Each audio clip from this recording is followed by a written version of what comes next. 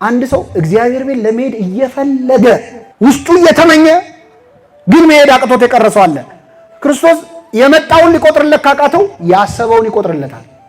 አቅቶት ነው እንጂ እኮ ሊመጣም አስቦ ነበር ይላል። ሞልታ ያጠፋሃትንም አላርም ያያል እግዚአብሔር። ጠዋት ልትነሳ ሞልታት ሰምተ እንዳልሰማ ይሆንካት እጅም በዳበሳ ወስደ ያጠፋሃትን አላርም ያስባታል። አላርም ሞልቶ ነበር መነሳት አቃተው እንጂ ይላል እግዚአብሔር።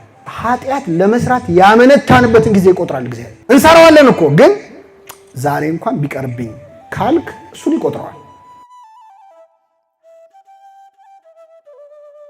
ሊሞት ትንሽ እየቀረው በቀረው ሰዓት ኃጢአት የሚሰራ ሰው በቀረችው እድሜ ሩቅ አትሂዱ። እኛ እኮ እንደዛ ነን። ስንት ዓመት እንደቀረን ታውቃላችሁ?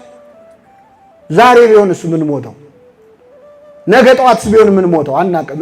ወንጌላዊ ዮሐንስ በሕይወቱ ስቆ አያውቅምና ቁጹረ ገጽ ትለዋለች ቤተክርስቲያን። ፊቱ በሐዘን የጠቆረ በተለይ ዓርብ ዕለት ክርስቶስ ሲሰቀል ቆሟል ነበር። እዛ አይቶ የጌታ መከራ አይኑ ላይ ስላለ ፊቱ ሐዘን አለበት። ለዚህ ነው ሁለቴ ሞት የለም ብሎ የወሰደው ጌታ ሞትን በምድር ያላየው በኋላ ሰማዕት ይሆናል። በረከቱ ይደርብን እና ቅዱስ ዮሐንስ አንድ ቀን ግን ከልቡ ከት ብሎ ስቋል።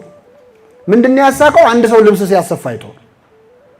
ምን ያስቃል ካላችሁ ልብስ የሚያሰፋው ሰውዬ ተከራክሮ ቁመቱን ወርዱን ሲከራከር የእግዚአብሔር መልአክ መጣና ለዮሐንስ የሰውዬ እኮ ነገ ጠዋት ይሞታል አለ። ምን እያደረገ ነው አሁን? ልብስ እያሰፋ። ስንት ተስቆብን ይሆን በቅዱሳን ስንት ልብስ አሰፍተን። አባ ጊዮርጊስ ዘጋስጫ ደግሞ ገድሉ ላይ አንዲት ሴት ጥጥ ትፈትላለችና ስትፈትል ጋቢ ለመስራት አንድ ጋቢ ለመስራት ነው ጥጥ ትፈትላለች እና በጣም በዛ የፈተለችው አይበቃም ብላ ግን ትፈትላለች። አባ ጊዮርጊስ መጣና በቅድስናው አውቆ ማለት ነው እስካሁን የፈተልሽው ይበቃል አቁም ያላት፣ አትድከም ያላት። ስለ ጥጥ የተነገረ እንዳይመስላችሁ። ከጋቢያችን በላይ የምንፈትል ሰዎች አለን እኮ። ስንት ዓመት እንደምንኖር አናውቅም፣ ስንት ጊዜ እንደቀረን አናውቅም። ግን ዘላለም እንደሚኖር ሰው ነው የምንለፋው። ንስሐ ግባ ሲባል ብዙ ሰው ቆይ አሁን ትንሽ ጊዜ በእግዚአብሔር ፍርድ እጅ ሆኖ እንኳን ንስሐ አይገባም ማለት ነው። እንደ ሀገር መስቀል ላይ ነን፣ ብዙ ክፉ ነገር አለ። አሁንም ንስሐ ለመግባት ግን ቆይ ነው የሚለው ብዙ። ቅዱስ ጴጥሮስ ጌታ ሆይ አሁን ልከተለ አለመቻሌ ለምንድን ነው ብሎ ነበር ሐሙስ ዕለት። አሁን አትከተለኝም ስለው አሁን ልከተለ ያልቻልኩ ለምንድን ነው? ብዙዎቻችን አሁን መከተል አንፈልግም እግዚአብሔር። የብዙ ሰው እቅድ ለወደፊቱ ነው። ብዙ ዓመት ይኖር ይመስል ወጣቱ ቆይ ትንሽ እድሜ እንትን ይበል። ቅዱስ አውግስጢኖስ የተባለ ሊቅ ሰው አፍሮ የማይናገረውን ነገር ተናግሯል በእኛ ወክሎ። ምን አለ መሰላችሁ? ጌታ ሆይ ኃጢአት ሰርቼ ገና ስላልጠገብኩ ትንሽ ጠብቀኝ፣ በደንብ ላዳርስና ምኖቹን አፍ አውጥተን አንልም እንጂ እኮ ብዙዎቻችን አሁን በጣም መንፈሳዊ መሆን አንፈልግም። ትንሽ ብቻ ቢሆን ሳይበዛ አይደለም። ፈጣሪን እንደ ፍሌቨር ነው የምንጠቀምበት ብዙዎቻችን። ማለት ጣል ቢል ጥሩ ነው አይደለ? ክርስትና ለክፉም ለደጉ በጣም ክርስቲያን መሆን አንፈልግም። ዝግጁ አይደለንም ገና። ላይላዩን ብቻ ሆነን ልክ እንደ አክቲቪቲ ሰው በትርፍ ጊዜው ዋና ዋኛለሁ፣ ሳይክል ነዳለሁና ቤተክርስቲያን ሄዳለሁ ይላል። እግዚአብሔር ለብዙ ሰዎች የትርፍ ጊዜ ጉዳይ ነው። ገና ነን፣ አልጠገብንም። ወጣቱ ጉልበቱ ሲያልቅ ነው ወደ እግዚአብሔር መመለስ እቅድ ያለው። ዘፋኙ ድምፁ ሲበላሽ ነው ወደ እግዚአብሔር መመለስ የሚፈልግ። ቆይ ትንሽ ድምፄ እንትን ይበልና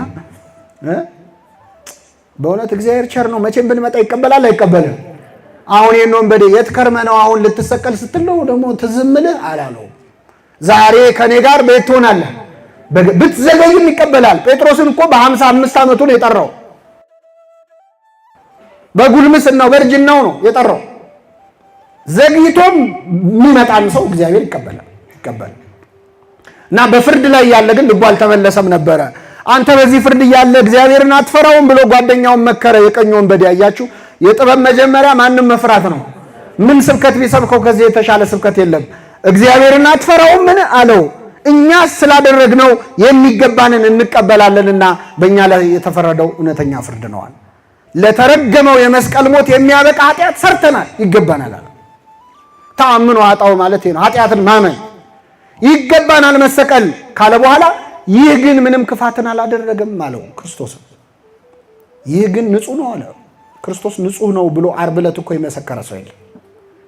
ልጃቸውን ከሞት ያስነሳላቸው ሰዎች ልጄን ከሞት አስነሳልኝ እንጂ ምን አጠፋ አላሉ።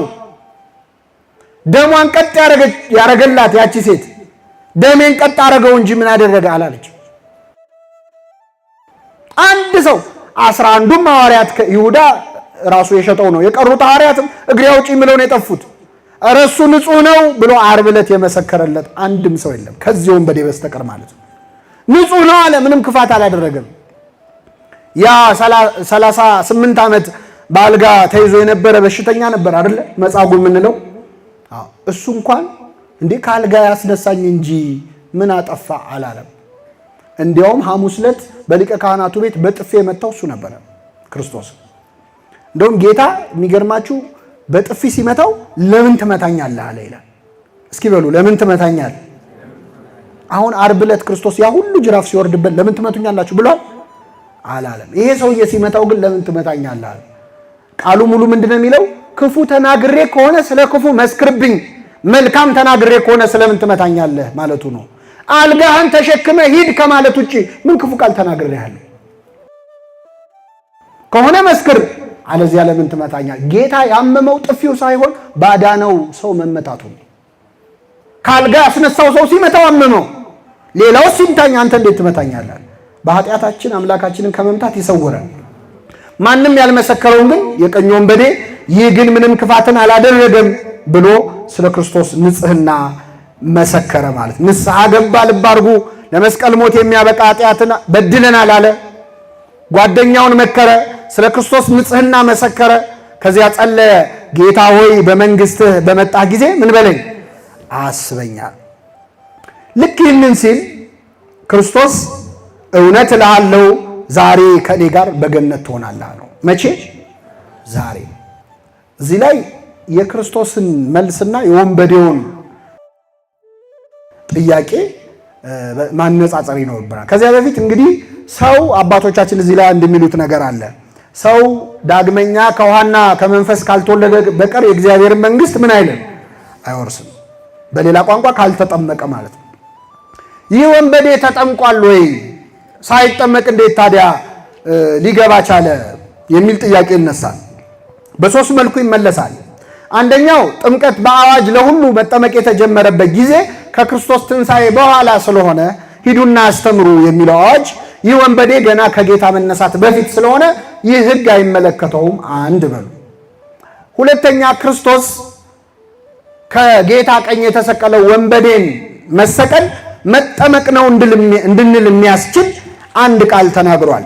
ካስታወሳችሁ በወንጌል በማቴዎስ ወንጌል ምዕራፍ 20 ላይ ከቁጥር 20 ጀምሮ የዮሐንስና የያዕቆብ እናት ማርያም ባውፍልያ ወደ ክርስቶስ ቀርባ ልመና ለምና ነበር። ላንብብላችሁ።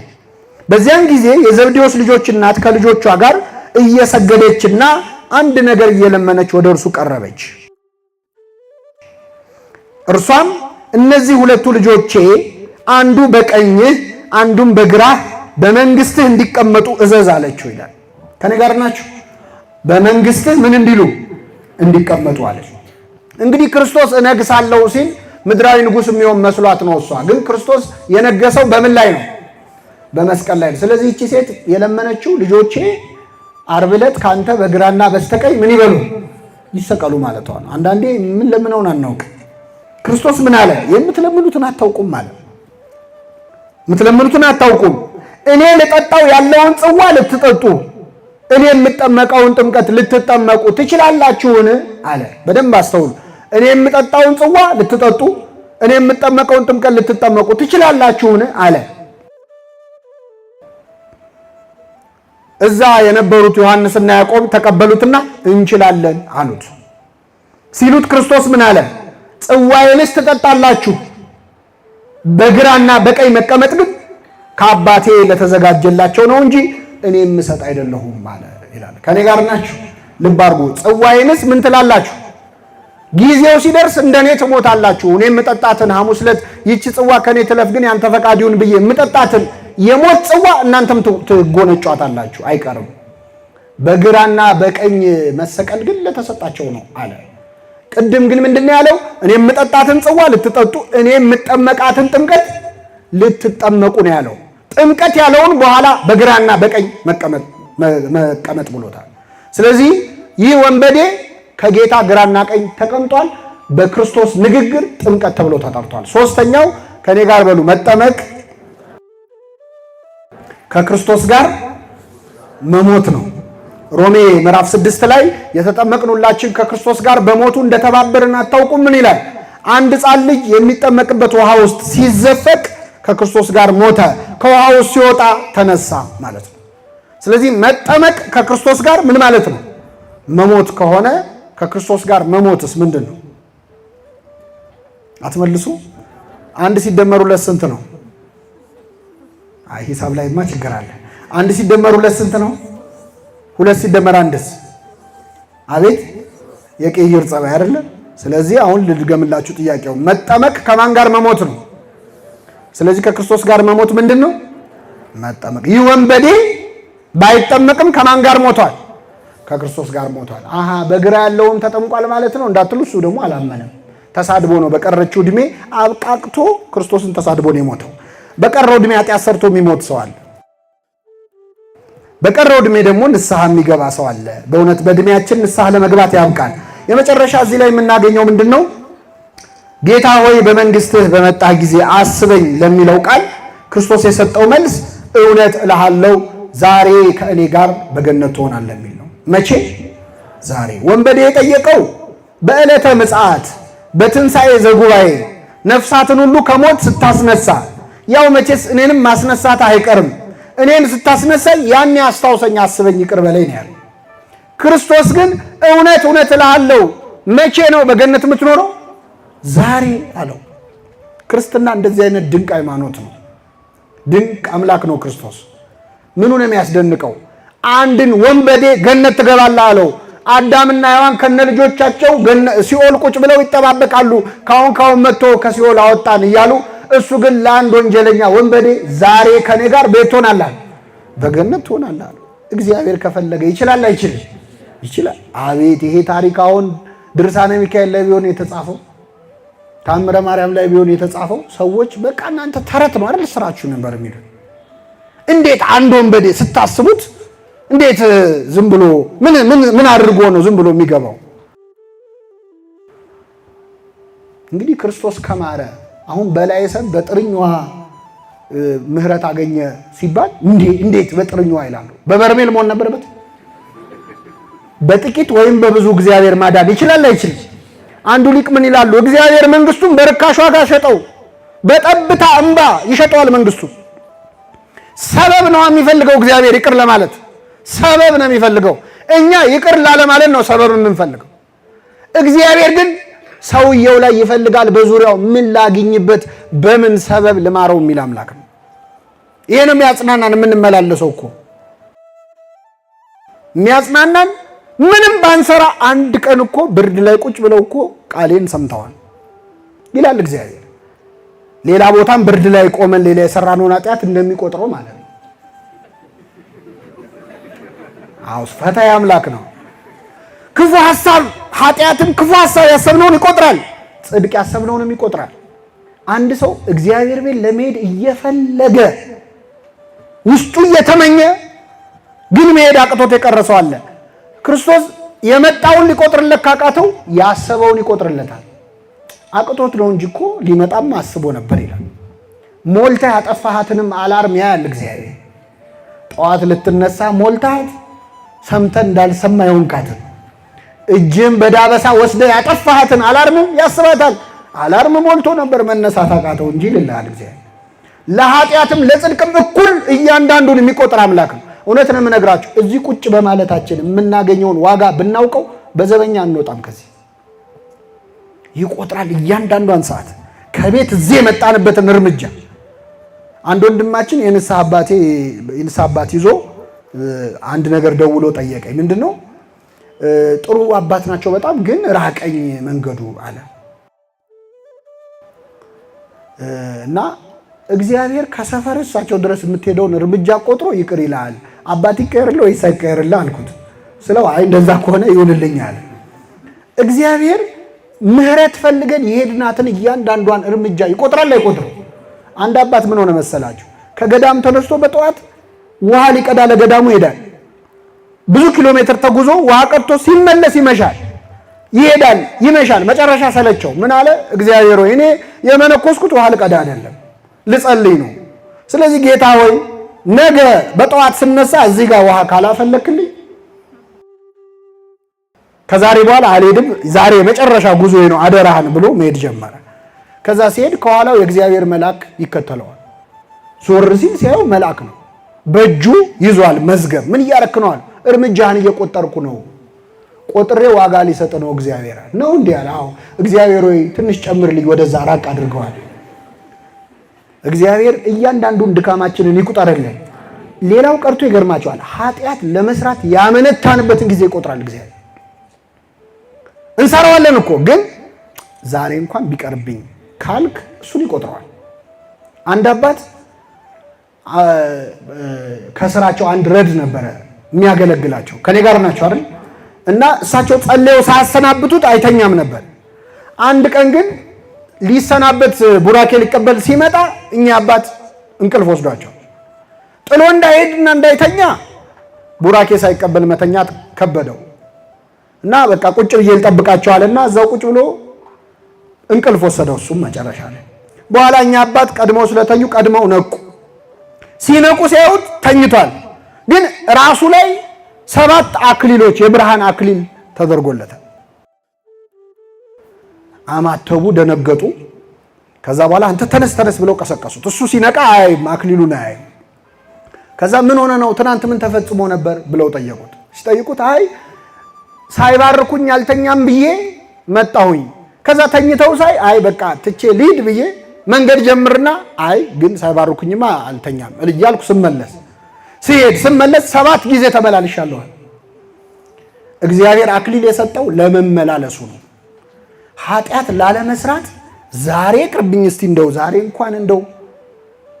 ዛሬን እንኳን ማለትህን እግዚአብሔር ይቆጥርልሃል፣ ለሁላችን ይቁጠርልን። እና የወንበዴ በሚገርም ሁኔታ ዛሬ ከኔ ጋር በገነት ትሆናለህ አለው።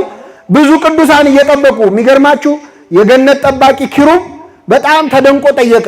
አንተ ማነህ? አብርሃም ነህ? ይስሐቅ ነህ? ያዕቆብ ነህ ብሎ ጠየቀ። ኧረ አይደለሁም፣ እኔ ከጻድቃን አንዱ ነህ። አይደለሁም። ታዲያ ማነህ? ወንበዴ ነኝ አለው። ታዲያ የእሳት ባህሩን እንዴት አልፈ መጣ አለው ይላል ግብረ ሕማማት ላይ ቅዱስ ያዕቆብ ዘስሩግ ነው የጻፈው። አይ እኔማ የደሙን ማህተም ሰጠኝ ብሎ የክርስቶስን የደሙን ማህተም አሳየው። አይ እሱን ከያዝክማ ግባ አለው። ስጋውን ደሙን ተቀብለን የማናልፈው በራለ የለም፣ ለመቀበል ያብቃል።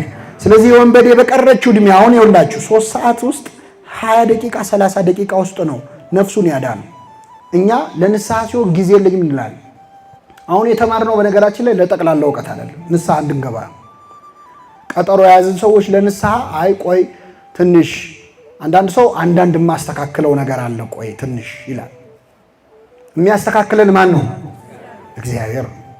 ሁለተኛ ምናልባት የዛሬዋ ቀን የመጨረሻ ቀን ብትሆን እንደ ቀኝ ወንበዴ የተሰጠችንን የንስሐ ዕድል መጠቀም ያስፈልጋል። የመጨረሻው ነጥብ የሚገርማችሁ ክርስቶስ ጌታ ሆይ በመንግስት አስበኝ ሲለው ዛሬ ከኔ ጋር በገነት ትሆናለህ ብሎ ያናገረው ይህንን ወንበዴ እሱ በስቃይ ላይ ሆኖ ነበረ።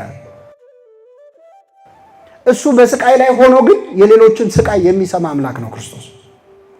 ኧረ ተወኝ እኔ አንተን ነገር አልሰማም፣ ለራሴ ተገርፌ 6666 ጊዜ ደክሞኛል፣ ትንፋሽ አጥሮኛል፣ በል ዝም በል አላለም።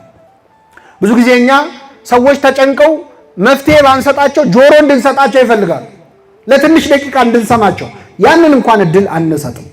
እና የዚህን ወንበዴ ጸሎት፣ ልመና የሰማ አምላክ የሁላችንን ይስማን።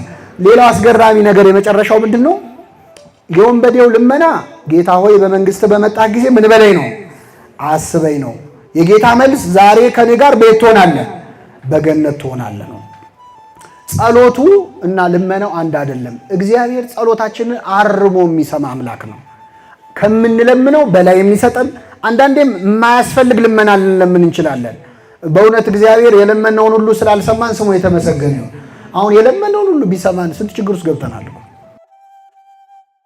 አሁን እዚህ ወጣቶች ትበዛላችሁ። የወጣቶች ልመና ያው አብዛኛው ትዳር ነክ እና አንዳንዴ የሆነ ሰሞን ገሊት እንደው እቺን ልጅ እንደው አደራን እንደው ይላል አንድ ወጣት ሄድና እቺን እንደው ስጠኝ፣ ይሄን ወንድ ስጠኝ ትላለች።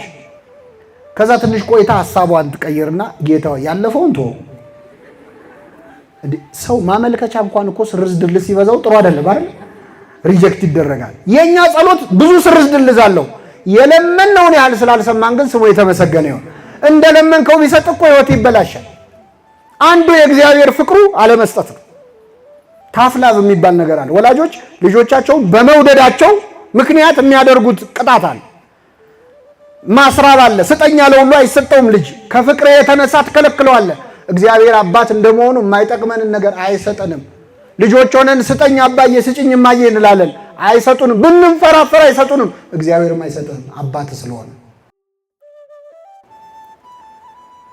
ልጅ መርዝ ስጠኝ ብሎ ቢያለቅስ ትሰጠዋለህ? አይ ልጄ ለምን ጓጉቶ ይቀራል ይላል ወላጅ? አይልም። እናንተ ክፉዎች ስትሆኑ ለልጆቻችሁ መልካም መስጠትን ታውቃላችሁ። ከእናንተ መካከል ልጁ ዳቦ ቢለምነው ድንጋይ የሚሰጠው አለ ወይ ይላል ጌታ። ድንጋይ የሚሰጠውን ሊቃውንት ሲተረጉሙ አይ ይሄ ልጅ ስለጠገበ ነው ዳቦ ዳቦ የሚለው፣ ድንጋይ ቢሰጠው ጥርሱን ይሰብረዋል እገላገላለሁ ብሎ ድንጋይ አንስቶ ይሰጠዋል? አይሰጠው። እናንተ ክፉዎች ስትሆኑ ለልጆቻችሁ መልካም ታደርጉ እንደሆን እኔ እንዴት አብልጬ አልሰጣቸው ይላል። እግዚአብሔር ጸሎታችንን አርሞ የሚሰማ አምላክ ነው። ንግግራችን የማይገባ ቢሆንም እሱ ግን ማለት የፈለግነውን ነው። በዚህ በአቡነ ያሳይ ገዳም የሆነውን ልንገራችሁ። አቡነ ያሳይ ገዳም ላይ አንድ ባህታዊ ጸልያል እና ብዙ ትምህርት ያልነበረው ባህታዊ ነው እና አቡነ ያሳይ በጀልባ ተሳፍረው ሄዱና ድምፅ ይሰማሉ። ዋሻ ውስጥ ቀረብ ሲሉ እየጸለየ ነው። ምን ብሎ ነው የጸለየው? ጌታ ሆይ አትማረኝ እያለ ነው የጸለየው። ሲሆን ምን አትበለኝ አትማረኝ። ደነገጡ፣ አማተቡና ዲያታ ምን ነክቶ ነው እኛ ምን ለምነው ማረን እያልን ነው፣ አንተ ጭራሽ አትማረኝ ትላለህ? አይ አንድ አባት መጥተው አስተምረውኝ ነው እንዲህ ብለህ ጸልይ ብለዋል። አይ አባት አይደለም ሴጣን ራሱ መጥቶ አስተማረ። በጸሎት አንድ የክርስቲያኖች ጸሎትን አስተምር ብለው አባታችን ሆይ በሰማያት የምትኖር ስምህ ይቀደስ ብለው አስተማሩ። ቁጭ ብሎ ተማሪ አባት ይባታ ነው። ከተማሩ በኋላ በደናዋን ብለውት ተሰናብተው በጀልባ ጥለውት ሲሄዱ አባታችን ሆይ በሰማያት የምትኖር ስምህ ይቀደስ መንግስት ትምጣ ብሎ ጠፋበት። ቢለው ቢሰራው ጠፋበት። መጨረሻ እኚህን አባት ሳያመልጡኝ ልድረስባቸው ብሎ ሮጦ ሄዶ ጀልባውን አስቆሞ አባቴ መንግስት ትምጣ ብሎ ቀጥሎ ምንድነው አላቸው። ሮጦ ሄዶ ነው ያልኳቸው። እሳቸው ጀልባ ላይ ነው ያሉት። በምን ላይ ነው እየሄዱ ያሉት? በባህሩ ላይ ነው የሮጠው። በቅቷል ማለት ነው። በውሃ ላይ መሄድ ደረጃ ላይ ደርሷል። እና ቆሞ መንግስት ትምጣ ብሎ ምንድነው አላቸው። ሲያዩት ውሃ ላይ ቆሟል። አረ በልበልበል እንደ ድሮ አትማረኝ ብለህ ቀጥላል። ምክንያቱም እግዚአብሔር ሰምቶታል አልሰማውም? ለምን የሰማው ያለውን ሳይሆን ለማለት የፈለገውን። እግዚአብሔር ለማለት የፈለግነውን ይስማል። የሰማነውን በልቡናችን ያሳድረው።